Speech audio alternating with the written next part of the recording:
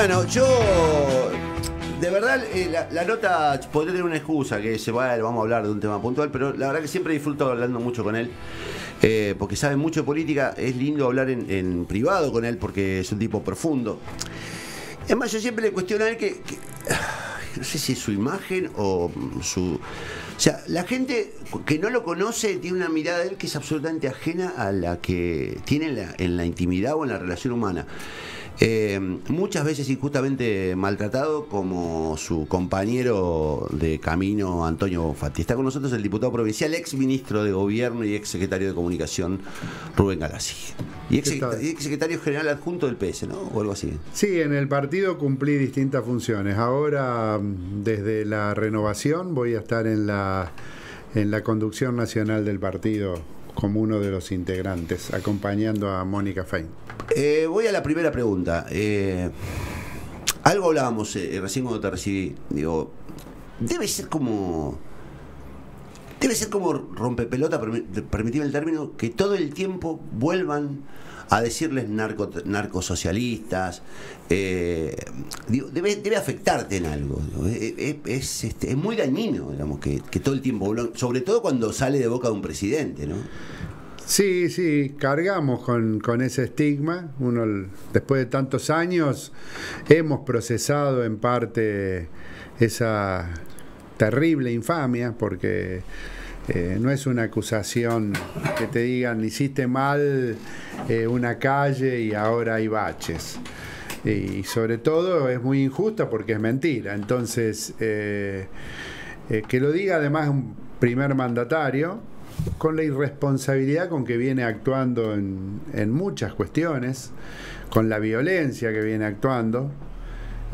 Yo, previo a las elecciones, recuerdo que acá unos periodistas de Santa Fe, del periódico Pausa, lo digo, me preguntaron cuál era mi posición ante Milei y yo lo describí como un antidemocrático y violento, o sea que jamás podría acompañar a una persona que tiene esas características. Bueno, la realidad lo está demostrando.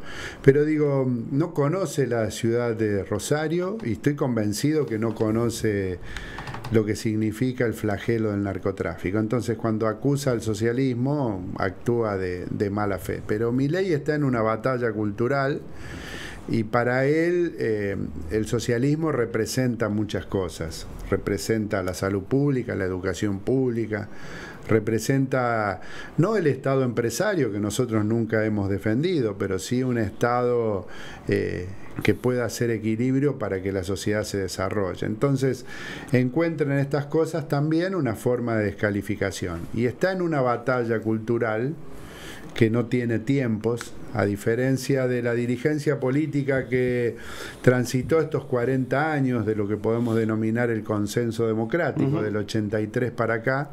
Él no tiene las urgencias del próximo periodo electoral, ni le preocupa dar respuestas, por eso está actuando con la indolencia que está actuando ante las necesidades sociales, porque él es parte de una batalla cultural que se da en Argentina, pero que se da en otros lugares del mundo. Trump, Bolsonaro, la ultraderecha en Italia, España, también ahora en Portugal, digo. Así que, nada, como socialistas, obviamente seguiremos dando el debate y defendiendo lo que nosotros creemos es correcto para tener una mejor sociedad. Lo jodido es que ayer lo miraba en TN o en La Nación Más, no sé quién, a Rucauf, por ejemplo, un personaje siniestro, si los hay, de la peor casta política, por llamarlo, que también la emprendía contra... El problema empezó con Bonfatti, dice usted. Bueno. ¿Viste? Pero Rucauf, digo, bueno. Y cuando dice, bueno, el peronismo, con Viale fue, el peronismo también tiene que ver. No, el peronismo no tiene nada que ver. Digo, de verdad hay como un aprovechamiento inescrupuloso. Un tema global, además, ¿no? Además, Milei, que parte de su discurso es la casta, ha reciclado a todo el menemismo, no solo reivindicando a Carlos Saúl Menem, que yo no quiero ni entrar en esa discusión porque fue un presidente electo las dos veces por mayoría democrática y podemos discutir sus políticas, pero no la persona. Pero ha reciclado a todo el menemismo de los 90 Y hoy reaparecen en los medios de comunicación estos personajes que uno entendía retirados ya de la vida pública hasta por una cuestión de edad. Pero mienten porque el narcotráfico es un problema mundial, y en la medida en que se haga esta politiquería barata de querer cargarle, ya lo hizo el kirchnerismo. Que eso es llamativo, digamos, la unión del discurso ahí, ¿no?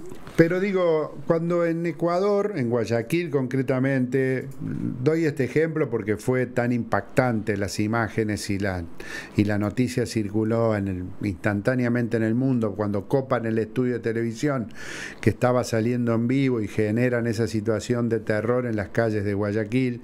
También ingresan bandas armadas del narcotráfico en la universidad. Nadie supuso que la responsabilidad era del gobierno de ese momento de la ciudad de Guayaquil.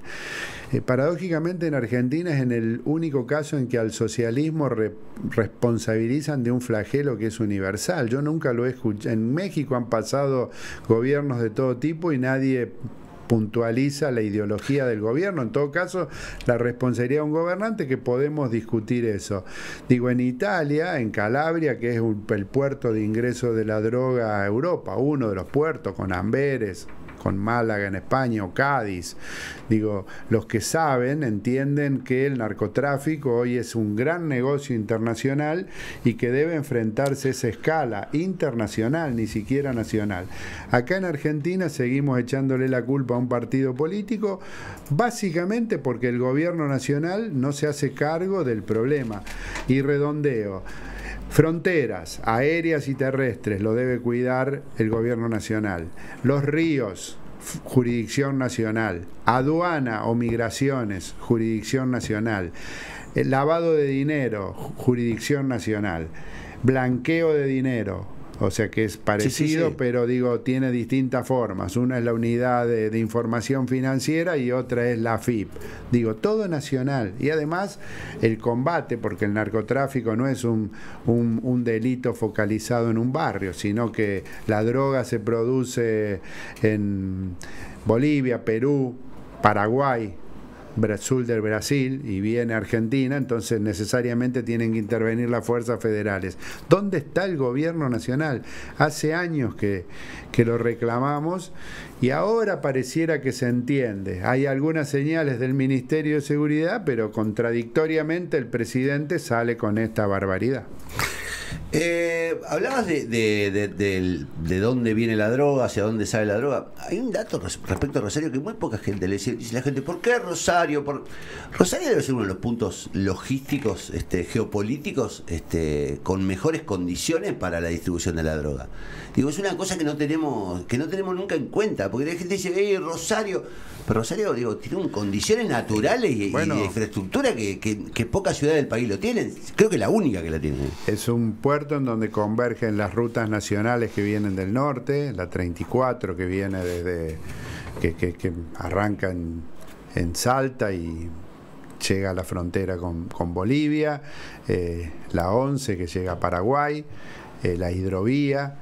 Hace poco tiempo se descubrió un cargamento que había salido de San Lorenzo y en Australia. Es decir, obviamente que los puertos de la región del sur son los lugares desde donde sale la droga hacia las sociedades de mayor nivel económico, que es donde se produce el mayor consumo. Hoy Montevideo tiene un grave problema, incluso tiene un índice de homicidio, sí, alto, altísimo, o sea, está muy parecido a lo que está pasando en Rosario.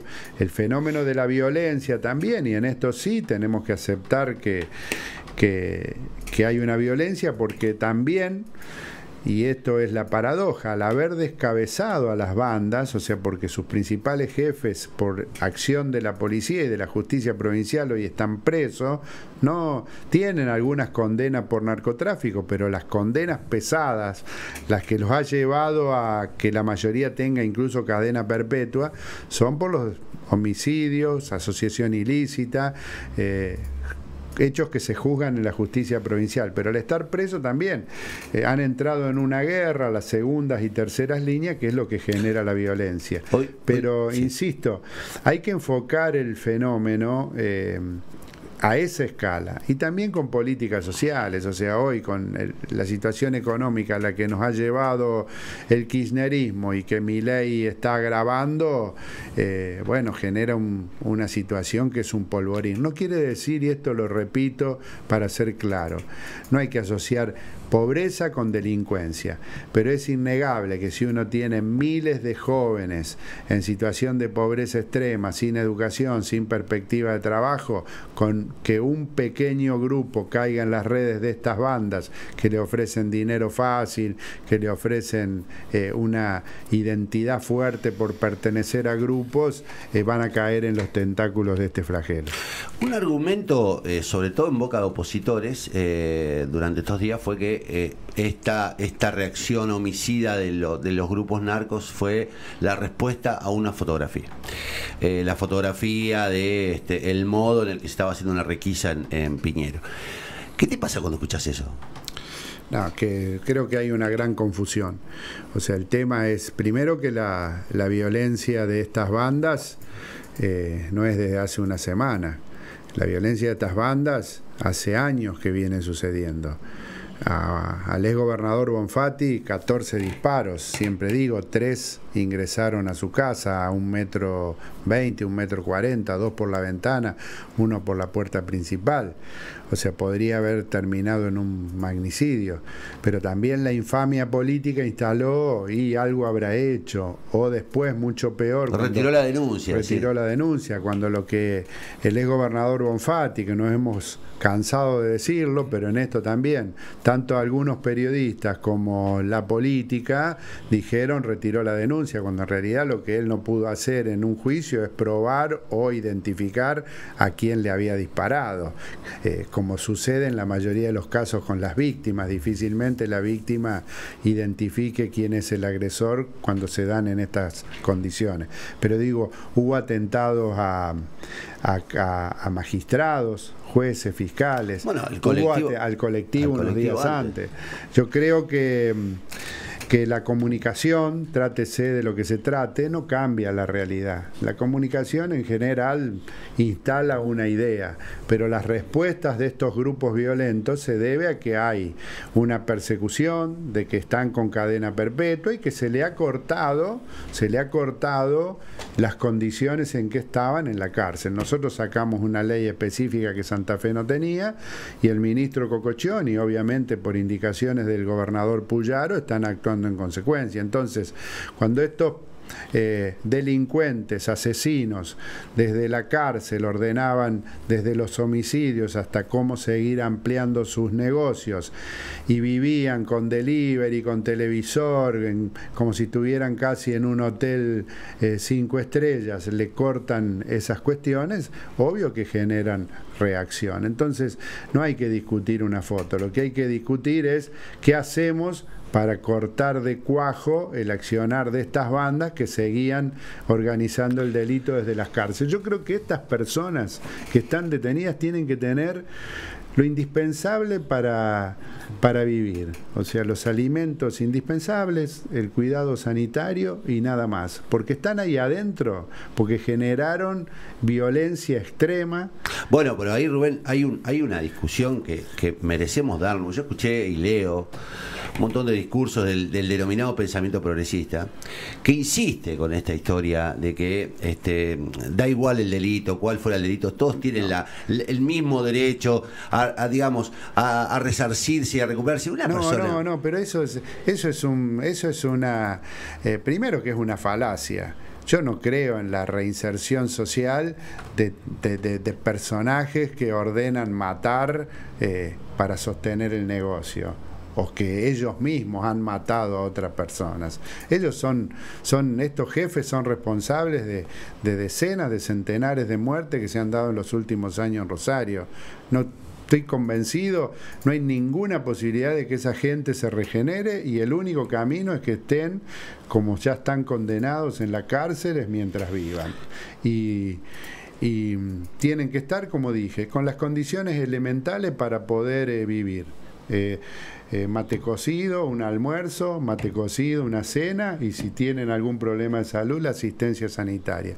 Después encerrado hasta que cumplan hasta el último día de la condena. Pues es que esto también abre otro debate, que es, digamos, hay como una batalla cultural. Vos la planteabas recién, que es la que está planteando el presidente, a la que se pliega mucha gente, que hizo que reapareciera un discurso que antes denominábamos un discurso reaccionario, pero que manifiesta muchísimas expresiones de lo que antes en este acuerdo democrático que vos llamabas es el pensamiento de la derecha. Ahora, es cierto que la aplicación de las políticas progresistas, según Manual, sobre todo en tema penal, no ha generado soluciones. O a lo mejor fueron mal aplicadas, pero digo, también nos debemos un debate desde el sector, entre comillas, progresista, para ver cómo también ofrecemos soluciones a la sociedad, desde un lugar en el que por lo menos nos replanteemos qué hicimos mal. Ante determinados hechos, uno tiene que tener en claro de qué lado está.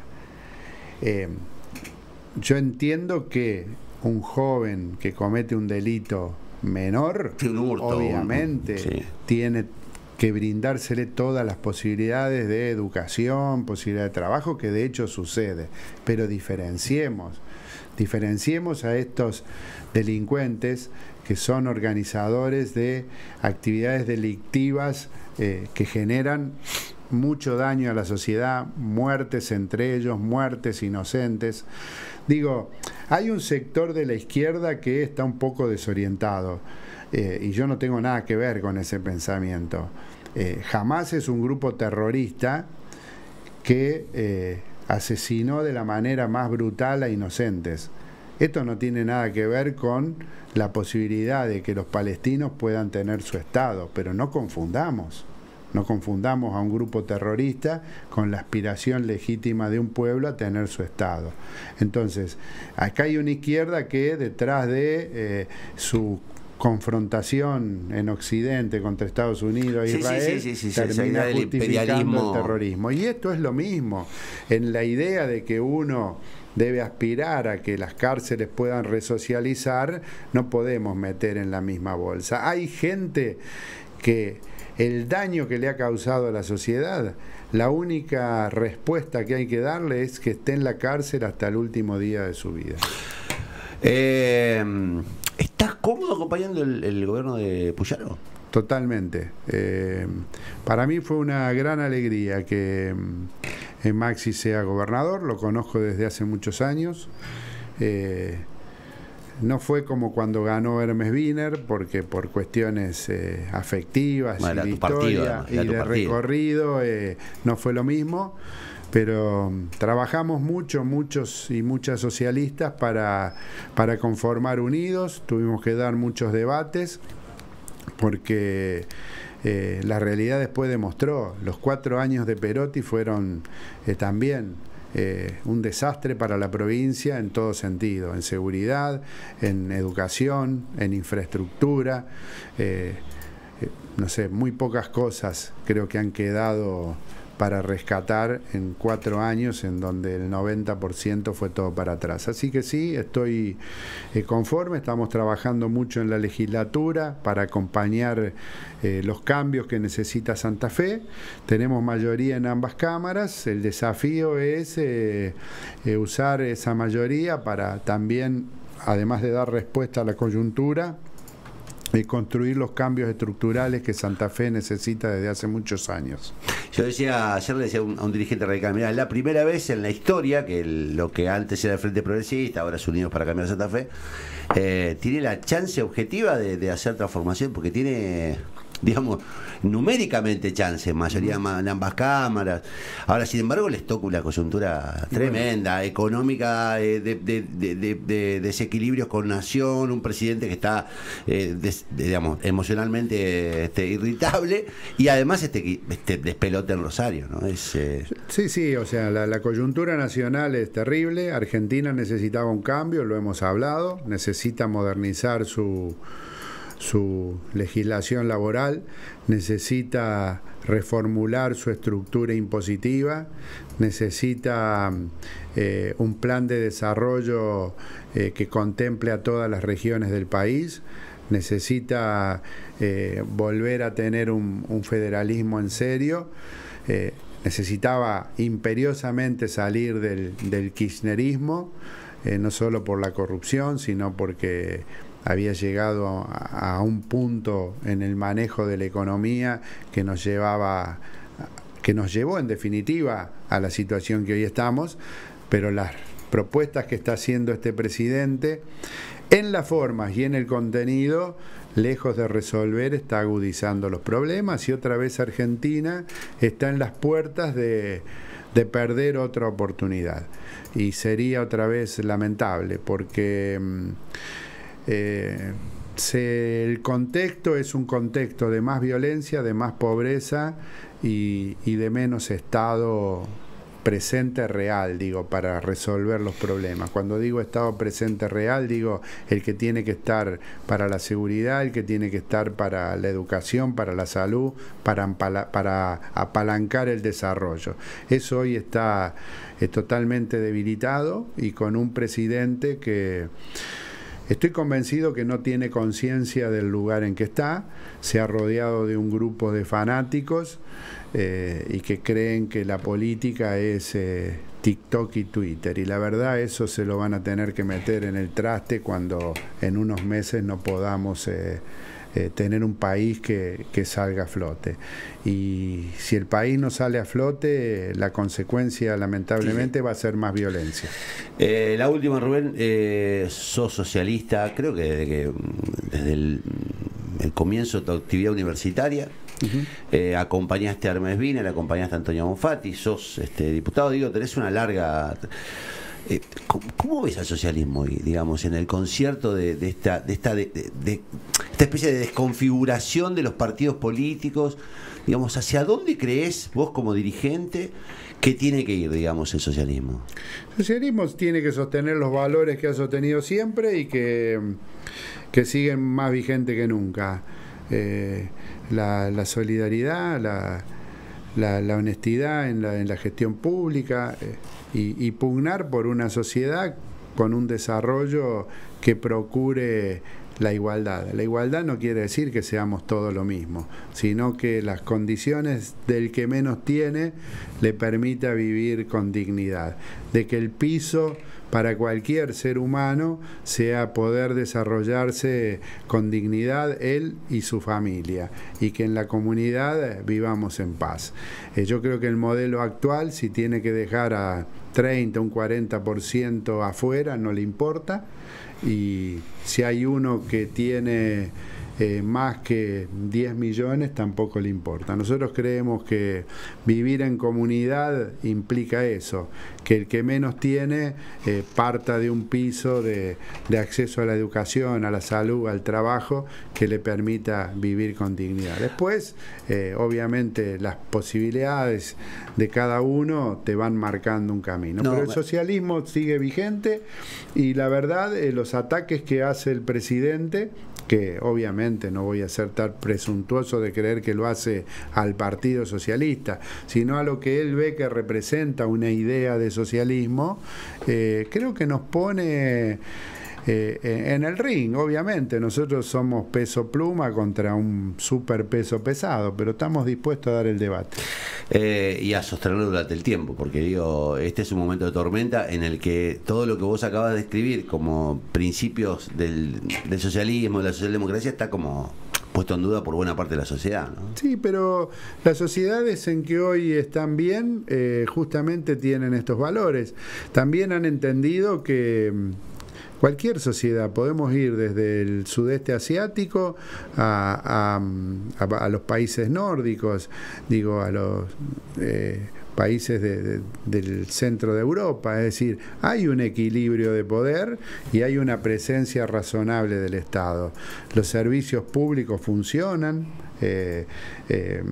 la salud funciona, la educación funciona, el trabajo está protegido, los empresarios tienen posibilidades, se explota con racionalidad los recursos humanos. O sea, hoy Noruega es el país que tiene el PBI más alto, es un país que también defiende el medio ambiente, pero ha llegado a tener el PBI más alto a partir de la exploración petrolera offshore. Y ese es un debate que también el progresismo tiene que dar. Acá hicimos toda una movida para que en Mar del Plata no haya exploración offshore. Cuando digo Mar del Plata, digo 300 kilómetros adentro. O sea, Río de Janeiro tiene explotación offshore mucho más cerca. Entonces digo, también ese discurso termina siendo conservador. Desde la izquierda democrática hay que darlo, porque después, si usted observa acá, micrófonos, celulares, computadoras, todas tienen minerales. Entonces, tenemos una Patagonia que tiene grandes posibilidades. La cordillera la compartimos con Chile. Chile exporta más de 50.000 millones de dólares en minerales, Argentina 5.000. Y esto no implica contaminar con mercurio los ríos para hacer explotación minera. Hay que hacerlo preservando el medio ambiente, pero también posibilitando que el país se desarrolle. Rubén, de verdad siempre es un placer charlar con vos. Bueno, gracias por venir. No, gracias a vos y a un saludo a toda la audiencia. Rubén Galassi es diputado socialista y la verdad que estuvo interesante y algunos temas que seguramente, algunos tópicos que seguramente serán títulos, porque los dice de una manera o dice algunas cosas que algunos otros no se animan a decir.